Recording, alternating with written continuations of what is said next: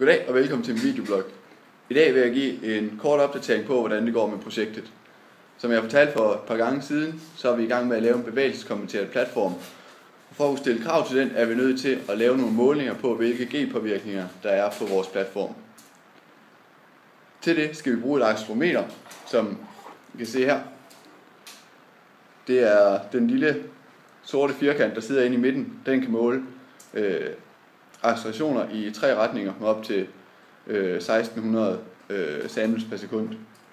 Den leverer et analog output, så for at vi kan læse det på vores FPGA, som er den her, så skal vi have konverteret det til et digitalt signal, som vi gør med den her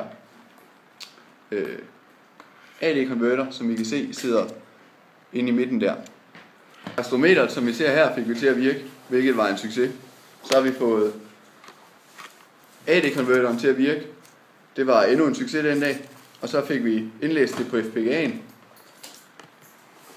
Og det vil sige, når vi selecter chippen med den her, så kan vi trykke bitsene ind, så de kommer ind stille og roligt der. Så skal vi for at kunne bruge vores målinger til noget, have dem trukket ud af FPGA'en og ind i computeren. Men den succes har vi til gode endnu. Det var alt for i dag. Håber I kunne lide det.